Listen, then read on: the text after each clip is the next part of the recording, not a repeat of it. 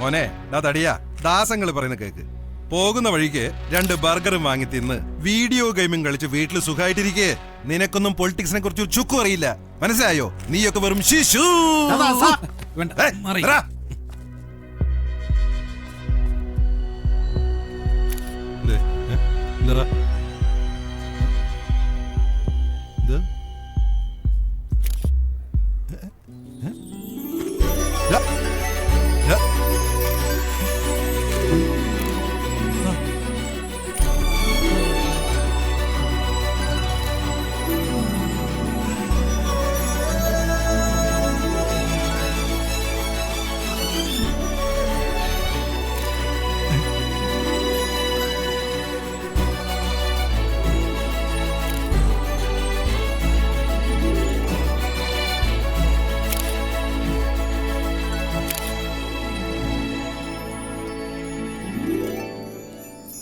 ഇതെന്താടാ മേഘക്കൂട്ടത്തിൽപ്പെട്ടതുപോലെ?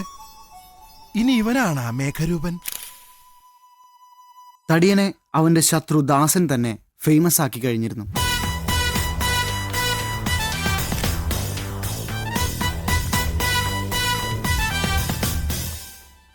മാവേലി നീ വേണം നിന്മണ്ണാകെ ദിനം മാക്കാനാടുന്നൊരു അങ്കണം.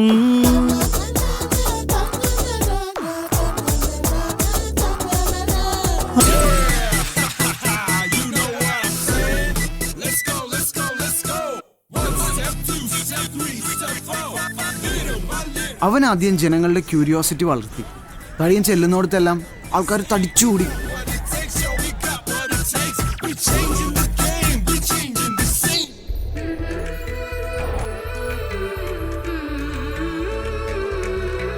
വാഴാനായി നീ വേണം കേഴുന്നൊരു നാട് കോഴക്കാർ വാങ്ങിയിടും മുൻപേ വേണം.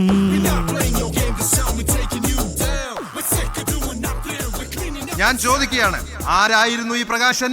ഈ നാട്ടിലെ തവണപ്പിടുത്തക്കാർക്ക് പെട്രോമാക്സുകൾ വിറ്റ് സകല മാക്രികളെയും വധിക്കാൻ കൂട്ടുനിന്ന് തദ്വാര ഈ നാട്ടിലെ കൊതുകുകളുടെ വളർച്ചയ്ക്ക് കൂട്ടുനിന്ന കുലങ്കുത്തിയാണ് അയാൾ. പക്ഷെ തടിയൻ ആരെയും ചീത്ത വിളിച്ചില്ല, ആരോടും വാശിയും കാണിച്ചില്ല. നമസ്കാരം. അവന്റെ രീതിയിൽ കൊച്ചിക്കാരോട് സംസാരിച്ചു. സ്കൂളിൽ പോകുന്ന വഴി കുടിവെള്ളത്തിനായി കുടങ്ങൾ നിരത്തി കാത്തിരിക്കുന്ന അമ്മച്ചിമാരെ ഞാൻ കണ്ടിട്ടുണ്ട്. ഡെങ്കിപ്പനി വന്ന് മരിച്ചൊരു കൂട്ടുകാരൻ എനിക്കുമുണ്ടായിരുന്നു. എനിക്ക് പൊളിറ്റിക്സ് അറിയില്ല, പക്ഷേ എനിക്ക് കൊച്ചി അറിയാം.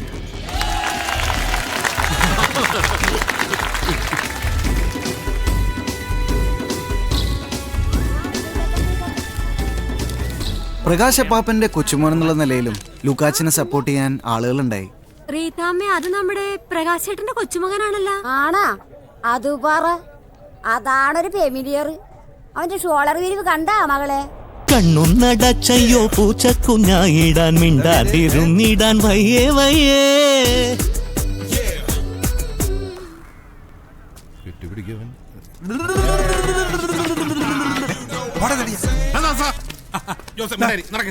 പ്രകാശം പറക്കട്ടെ, പ്രകാശം പറക്കട്ടെ, പ്രകാശം പറക്കട്ടെ.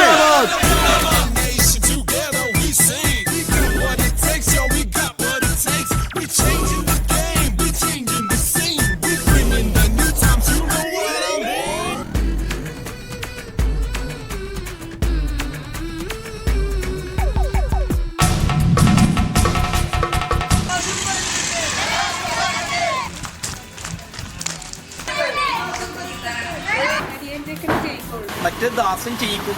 ഇവിടെ നിന്ന് മീൻ പിടിക്കണ തടിയൻ പയ്യനാണ്, അവനെ ജയിക്കുള്ളൂ. തടിയനോട് കളിക്കില്ലേട്ടാ. ഈ തടിയൻ തനി തങ്കമാണ്. ദാസൻ തോറ്റ് തൊപ്പിയിടും.